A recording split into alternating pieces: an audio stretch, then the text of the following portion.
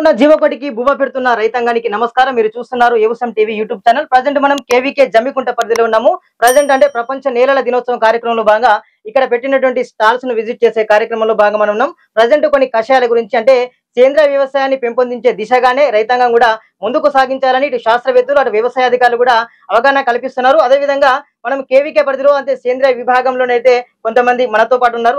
రమాకాంత్ గారు ఉన్నారు. వారిని అడుగుదాం, మరిన్ని విషయాలు తెలుసుకుందాం. అసలు ఇక్కడ ఎలాంటి కషాయాలు ఉన్నాయి, వాటి యొక్క ఉపయోగాలు ఏంటనే విషయాన్ని కూడా తెలుసుకుందాం. నమస్కారం అండి. నమస్తే అండి. ఒకసారి మీకు సంబంధించిన కషాయాల గురించి వివరించే ప్రయత్నం చేయండి. ఓకే అండి. నా పేరు రమాకాంత్. నేను ఆర్గానిక్ ఫార్మింగ్ కన్సల్టెంట్. ఇప్పుడు కేవీకేకు న్యాచురల్ ఫార్మింగ్ ప్రాజెక్టు జమ్మికుంట వాళ్ళు 10,000 ఎకరాలలో 3 సంవత్సరాలలో సేంద్రియ వ్యవసాయానికి కన్వర్ట్ చేసే ఒక ప్రాజెక్ట్ చేస్తున్నారు. దానికి కన్సల్టెంట్ గా చేస్తున్నాను నేను. సో ఇక్కడ ఈ రోజు భూమి దినోత్సవము, తర్వాత వీళ్ళ స్వర్ణోత్సవము, కేవీకే ఆవిర్భావ స్వర్ణోత్సవము, తర్వాత ఈ సేంద్రియ వ్యవసాయంకు సంబంధించిన న్యాచురల్ ఫార్మింగ్ ప్రాజెక్టు ఓపెనింగ్ సందర్భంగా రైతు సదస్సు జరిగిందండి. ఇందులో సేంద్రియ వ్యవసాయం ఏదైతే న్యాచురల్ ఫార్మింగ్ ఉందో, సహజ వ్యవసాయం న్యాచురల్ ఫార్మింగ్ కు సంబంధించిన ముడి సరుకుల యొక్క తయారీ విధానము, తర్వాత తయారు చేసే వాటి మొత్తం డిస్ప్లే ఇవ్వడం జరిగింది. తర్వాత ఇక్కడ బాటిల్స్ కూడా శాంపుల్ పెట్టడం జరిగింది. ప్రధానంగా ఏంటంటే సేంద్రియ వ్యవసాయంలో చుట్టుపక్కల దొరికే ప్రకృతి నుంచి తీసుకున్న ఆకులు, అలములు, తర్వాత పేడ, మూత్రము, ఆవు యొక్క గావ్యాలతోటి రకరకాల ముడి సరుకులు తయారు చేసి వ్యవసాయం చేయడము, ప్రకృతికి హాని చేయకుండా ప్రకృతికి కాపాడేటట్టు విధానం ఉంటుంది. ఇందులో ప్రధానంగా ఆవు, తర్వాత వేప సంబంధమైన ఎక్కువ వాడతాము. రకరకాల ఆకులతో కషాయాలు చేసి క్రిమి సంహారంగా వాడతామండి. మనము విత్తన శుద్ధి నుంచి పంట పెరుగుదల, తర్వాత తెగుళ్ళు, పురుగు మందులను కూడా మనం తయారు చేస్తాం ఇక్కడ. సో ఇక్కడ కేవీకేలో విత్తన శుద్ధి కోసం బీజామృతం చేస్తాము. అట్లనే పంట పెరుగుదల కోసం జీవామృతము, ఘనజీవామృతము, తర్వాత పంచగవ్య లాంటివి చేస్తాము.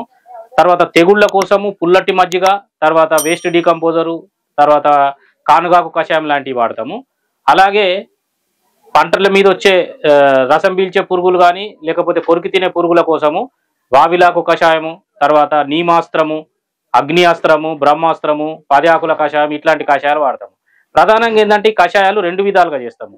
ఇన్స్టంట్ గా కావాలంటే నాకు రేపే పిచికారీ చేసేది ఉన్నది, ఎల్లుండే పిచికారీ చేసేది ఉన్నది అని అనుకున్నప్పుడు మరగబెడతాం దాన్ని. అంటే ఈ రకరకాల ఆకులు వేసి వాటిని మూత్రము, పేడ, మన మూత్రంలో మరగబెట్టి 3 పొంగులు వచ్చిన తర్వాత దించి దాన్ని చల్లార్చి 3 నుంచి 5% కాన్సన్ట్రేట్ పిచికారీ చేస్తాం. దాంతో దోమలు, పురుగులు కంట్రోల్ చేసుకుంటాం.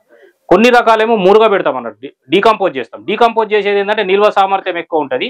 సో మనకు పంట కన్నా ముందు 2-3 నెలల ముందు ఒక 200 లీటర్లలో కానీ 100 లీటర్లలో కానీ 10 ఆకుల కషాయం కావచ్చు, అగ్ని అస్త్రం కావచ్చు, ఇట్లాంటి డీకంపోజ్ చేస్తాం. నీమాస్త్రం లాంటి ఆవు మూత్రము, మన వేపాకులు, తర్వాత రకరకాల 10 రకాల ఆకులు ఇలా వేసి మురుగబెట్టి, ఆవు మూత్రం, ఆవు పిల్ల మురుగబెట్టి దాన్ని 5% కాన్సన్ట్రేషన్ పిచికారీ చేసుకుంటాం. దీంతో రకరకాల సకింగ్ పేస్ట్ కానీ, పురుగులు, కొరికి తినే పురుగులు కానీ కంట్రోల్ చేస్తాం. సో స్థూలంగా చూసినప్పుడు సేంద్రియ ఈ న్యాచురల్ ఫార్మింగ్ లో ఏంటంటే మన ప్రకృతిలో దొరికే ఆకులు, ఆవు యొక్క గావ్యాలు, తర్వాత వేప సంబంధమైన ఇట్లాంటి వీటితోటే మనము మందులు తయారు చేస్తాం. తర్వాత గ్రోత్ ప్రమోటర్స్ అంటే పంట పెరుగుదలకు అధిక దిగుబడిని ఇచ్చేటివి కూడా తయారు చేసుకొని మనం వ్యవసాయం చేస్తాం. సో దీంతో రైతుకు ఖర్చు తక్కువ, రెండోది పర్యావరణం హాని ఉండదు. తర్వాత సేంద్రియ వ్యవసాయంలో ఇవి అప్రూవ్డ్ అయిన ప్రోడక్ట్ కాబట్టి ఈ విధంగా చేసుకొని సేంద్రియ వ్యవసాయం కంటిన్యూ చేస్తాం.